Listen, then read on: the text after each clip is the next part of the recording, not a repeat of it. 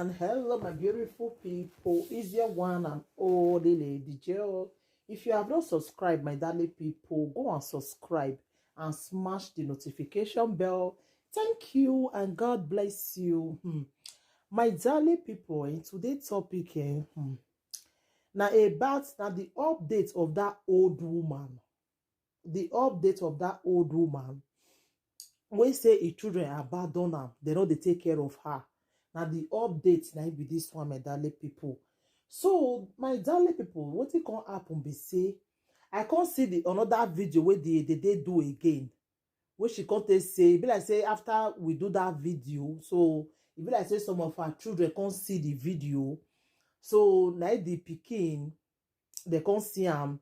So come they quarrel with her. I go put the video more than still listing though. So come they quarrel with her, you know. But now she say me we help and beg Prince make you release a pikin. Say I beg, make you release a pikin. Say I beg, say I beg, now she dey beg. Even some guys even see talk for the video because I will still put them more than listing. Say make they help and beg the Prince. Make they beg and make you release the pikin. Na beg na in dey o, not be force, na beg. After the pikin don still come back, may we still unite a family for am.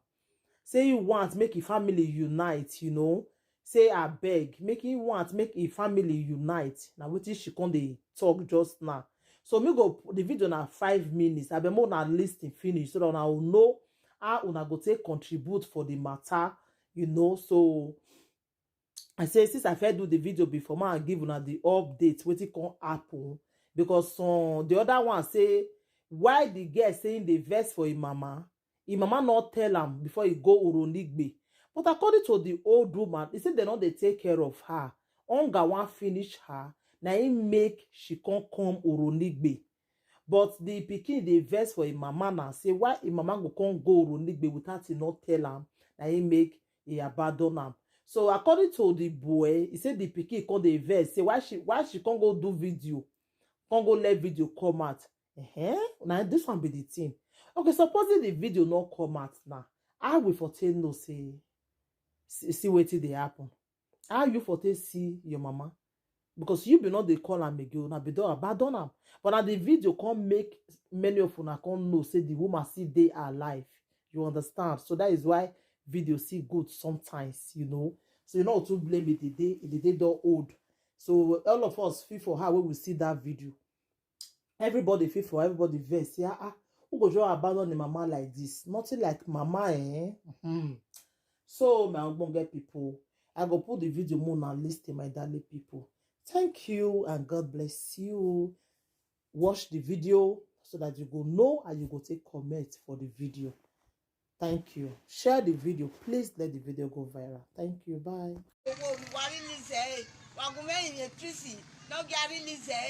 No money I do what now. I have family yafe e ya do agun me kan wo wa be mana ni ari omi agian ni ari omi agian government wa la wo but the lize me what here ni wari ade wa la wo wala ho ala wala wa be wo ga ni na money na ade wa ne wa be setting ma be ibi be ku gbe ni agba oge me egbe mara me gwa ku wa gwa na ni egbe mara me ye kaka wala wa seti ma ku gbe ma mi we set to wa set to ne we set to wa ku gbe ya isha yo me ya in press ni ya come na no dize o no reason si wo wa bo wa ba va we tell the road one resi mo no do mu je ma bo je Facebook o ma bo de o ma je do ma bi ero pa awati man no be je ma bo we ro wa e ma ga ku no we the video ni baba na be na igona na o money re igano da ade ma ri ra o ma ku we do ala on wa ha me ma bo no release o money no do o do money ma bo o ma je o money video ja ba e se no wo o money video ja ba na wala ayo tene ro wa le si no ni no be ma bo ya wa go ko le no say again I no do wa. We na gona na again yere kan we na gona wa la wo wo. I do ni wa get ma do na case em ni je betani. I me je betani wa la wo wo wa call e ni release it again no do wa. Wa we say so my wife say we be. Allah.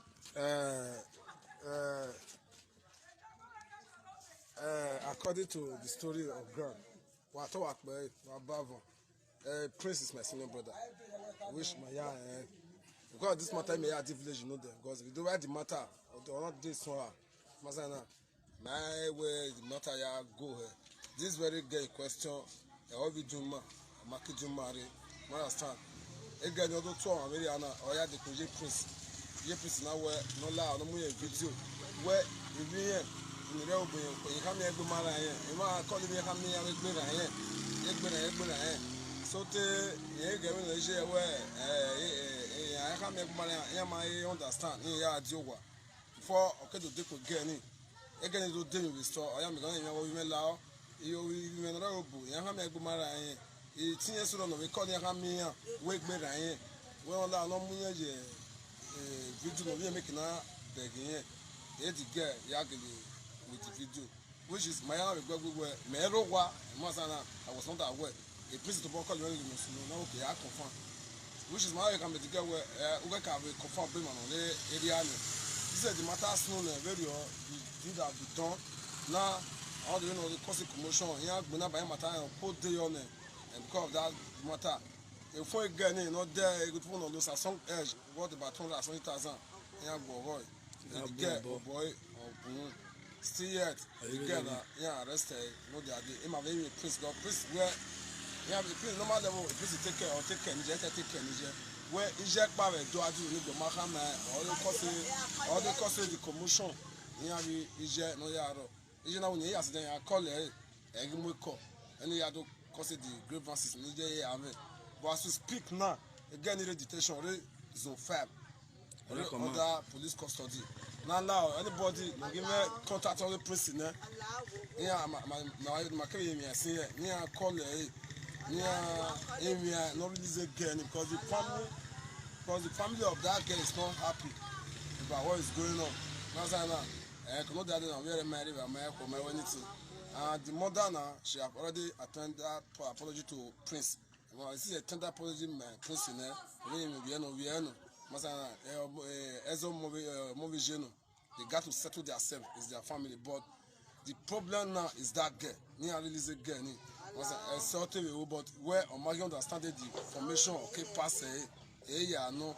And I get it all the river and I'm release a rouge because different kind of people have been coming this morning to stop this woman.